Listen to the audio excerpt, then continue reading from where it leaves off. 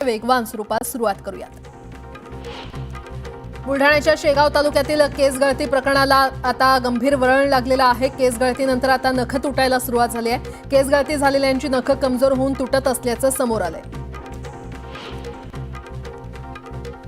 नाशिकच्या सिन्नरमधील गुरेवाडी फाट्यावर दुचाकीवरून गोमांस घेऊन जात असल्याच्या संशयावरून एकाला मारहाण करण्यात आली। सय्यद नावाच्या संशयिताला नागरिकांनी चोप देत पोलिसांच्या हवाली केलं। नाशिक शहरात गुन्हेगारीचं सावट गडद झालंय। सातपूर परिसर पुन्हा एकदा चर्चेत आलाय। हप्ता न दिल्यानं एका व्यावसायिकावर प्राणघातक हल्ला करण्यात आलाय। पोलिसांकडे 15 दिवसांपूर्वी गुन्हा दाखल करून देखील दुर्लक्ष केल्याचा आरोप होतोय। 2 दिवसांपूर्वी खेड बस स्थानकात मद्यधुंद अवस्थेत हाणामारी करणाऱ्या 2 एसटी कर्मचाऱ्यांचं निलंबन करण्यात आलंय। एसटी महामंडळाची प्रतिमा मलिन झाल्यानं त्यांना 3 महिन्यांसाठी निलंबित करण्यात आलंय। कोल्हापुरातील इचलकरंजीमध्ये पोलीस ठाण्यातच महिलांनी गोंधळ घातला। एकमेकांच्या अंगावर धावून जाण्याचा प्रयत्न करत पोलिसांसमोरच हाणामारी केली। एसटीमध्ये तपासणी अधिकाऱ्यांची मनमानी पाहायला मिळते। कोल्हापुरातील गडहिंग्लज संकेश्वर बसमधील प्रवाशांना बस स्टँड अगोदरच 3 किलोमीटर उतरवण्यात आलं आणि त्यामुळे प्रवाशांमध्ये तीव्र नाराजी पाहायला मिळते। चितळेंच्या बनावट बाकरवडीची पुण्यामध्ये विक्री होत असल्याचं समोर आलंय। मागील 1 वर्षापासून चितळे स्वीट होम या नावानं बनावट बाकरवडी विकली जाते। या प्रकरणी पर्सनल सेक्रेटरी म्हणून काम करणाऱ्या प्रमोद चितळे विरोधात तक्रार दाखल करण्यात आली आहे। यवतमाळमध्ये दूध विक्रेत्याची हत्या करण्यात आली होती। हत्येच्या काही तासांच्या आतच पोलिसांनी आरोपीला अटक केली आहे। अटक केलेला आरोपी हा मृताच्या सख्ख्या मावशीचा मुलगा आहे। म्हशीला काठी मारल्याच्या रागातून झालेल्या वादाचा राग मनात ठेवून हत्या केल्याचा धक्कादायक खुलासा आरोपीनं केलाय।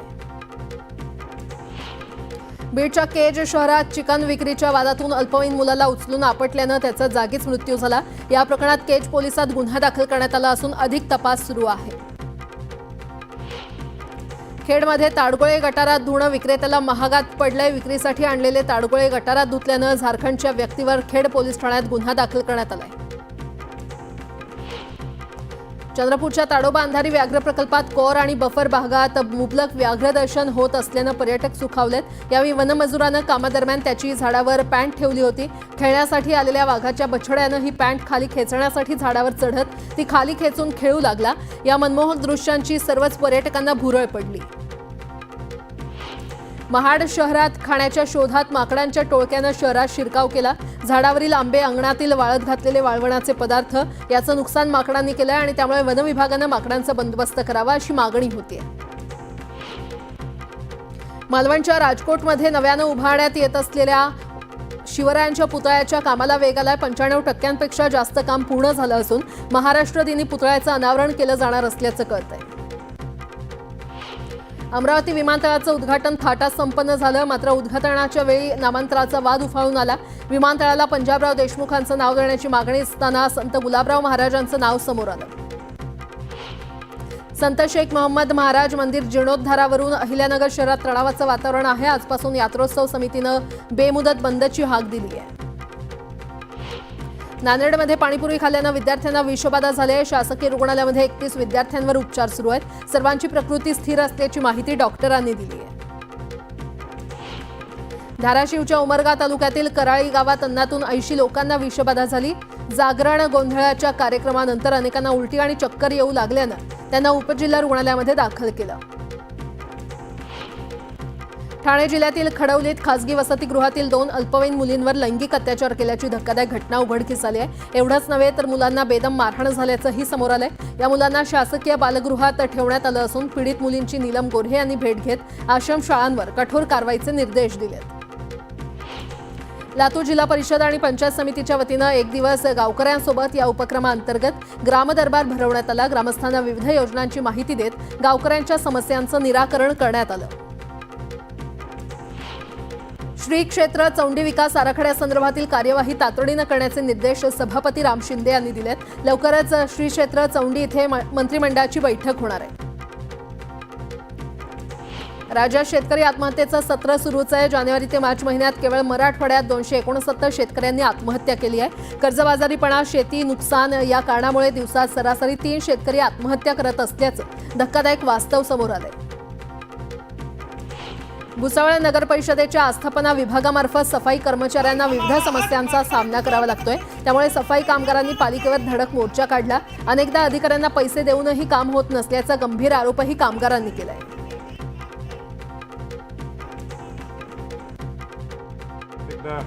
बावनकुळे साहेबांचं मी मनापासून आभार व्यक्त करतो।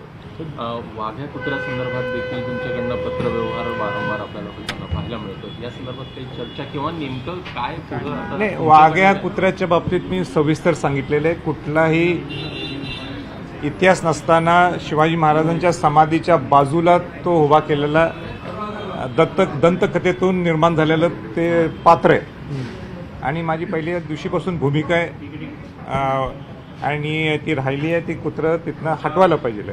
तुकोजीराव होळकर महाराजांनी जे शिवाजी महाराजांच्या समाधीला मदत केली त्या कुत्र्याच्या समाधीला मदत केली नाही, म्हणून तुकोजीराव होळकर महाराजांचं नाव सोनेरी अक्षरात तिथं लिहायला पाहिजे।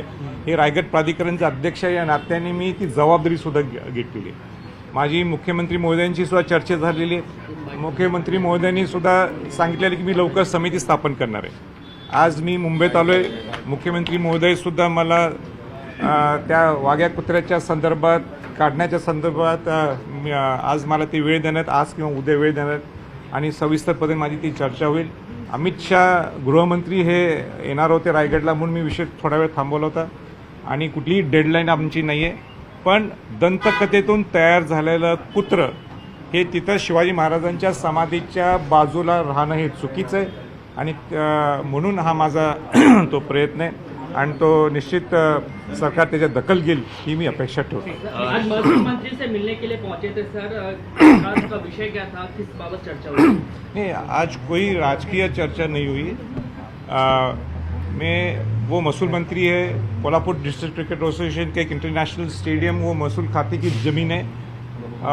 वो सब प्रोसीजर, सब फॉर्मेलिटी सब कंप्लीट हुए, वो फाइल उनके पास आई हुई है।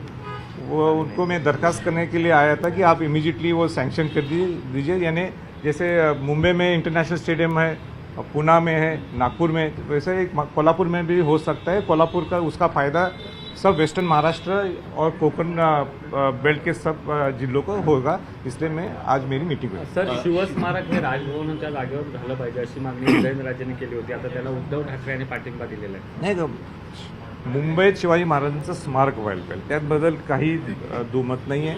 कारण का अरबी समुद्रात ज्यावेळी हे जलपूजन झालं होतं किंवा भूमिपूजन झालं होतं, मी स्वतः त्यावेळी होतो आणि मी मोठं आंदोलनसुद्धा मध्यंतरी केलं होतं की इथं तुम्ही नुसतं जाहीर केलेलं आहे आणि अरबी समुद्रात शिवाजी महाराजांचं स्मारक व्हायला। त्यावेळी 3,000 कोटी बजेट होतं, नंतर आता किती 30,000 कोटी झालं असेल, शक्य होऊ शकत नाही ते आणि म्हणून शिवाजी महाराजांचं स्मारक व्हायला पाहिजे म्हणून कुठेही मुंबईत करा। मग जसं उदयनराजेंनी सांगितलं असेल किंवा उद्धव ठाकरे म्हणत असेल राज्यपाल राजभवनात व्हायला। पुन्हा एकदा बातम्या वेगवान स्वरूपात।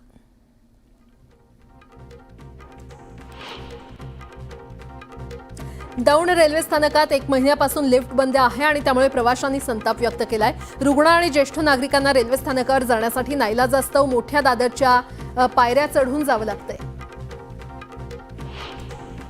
संसदेत पास झालेल्या वक्फ विधेयकाविरोधात रावेरमध्ये all India Muslim personal law बोर्डद्वारे आंदोलन करण्यात आलं। याद्वारे यावेळी मोठ्या संख्येनं मुस्लिम समाजातील नागरिक या आंदोलनामध्ये सहभागी झाले होते।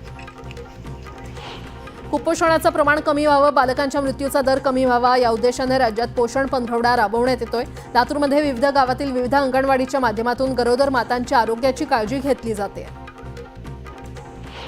धुळे जिल्ह्यात कांद्याला अपेक्षित दर मिळत नसल्यानं शेतकऱ्यांनी कांदा विक्रीपेक्षा साठवणुकीवर अधिक भर दिलाय। शिरपूर तालुक्यासह ग्रामीण भागात शेतकरी कांदा काढणीनंतर चाळीमध्ये कांदा साठवून ठेवतायत।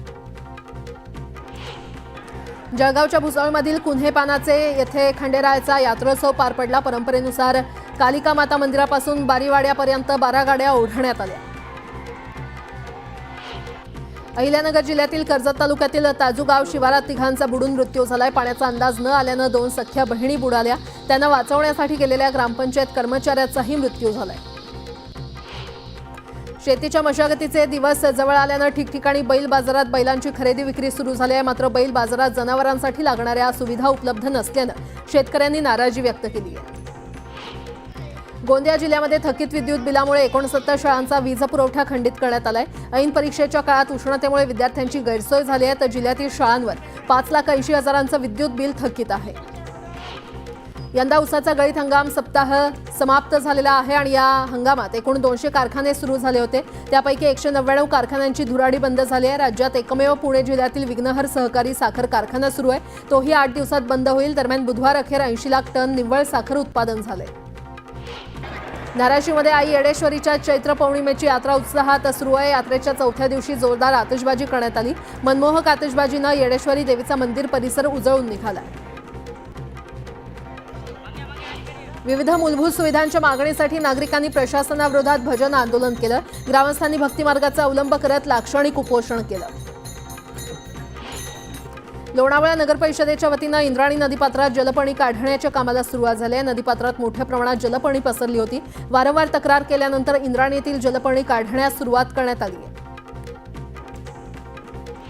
वाशिम बाजार समितीमध्ये सोयाबीनच्या दरात सुधारणा झाली आहे. सोयाबीनला उच्चांकी 4,750 रुपये प्रति क्विंटल इतका दर मिळाला आहे. मागील वर्षभरातील हा सर्वाधिक दर आहे. सोयाबीनच्या दरात 800 रुपये प्रति क्विंटलनं वाढ झाली आहे. 3,800 रुपये प्रति क्विंटलपर्यंत खाली गेलेले दर आता 4,400 ते 4,600 रुपयांपर्यंत वाढले आहेत. बहुतांश शेतकऱ्यांना किमान 5,000वर दर जाण्याची अपेक्षा आहे. त्याचा परिणाम अजूनही शेतकऱ्यांच्या घरात सोयाबीन पडून आहे. आता एक मोठी बातमी. मीरा रोड इथे एका महिलेच्या घरातून 11 किलो 830 ग्रॅम वजनाचं कोकेन जप्त करण्यात आलंय. या कोकेनची आंतरराष्ट्रीय बाजारात किंमत 17,74,50,000 इतकी आहे. या प्रकरणी पोलिसांनी आरोपी सबीना शेखला अटक केलेली आहे. तर आपण पाहतोय ड्रग्ज तस्करी करणाऱ्या या महिलेला अटक करण्यात आलेली आहे. सबीना शेख असं या आरोपी महिलेचं नाव आहे. तिच्या घरातून 17 कोटींचं ड्रग्ज जप्त करण्यात आलेलं आहे. मीरा रोड इकडची ती रहिवासी होती आणि आता तिला अटक करण्यात आली आहे. घरातून 11 किलो 830 ग्रॅमचं ड्रग्ज जप्त करण्यात आलंय.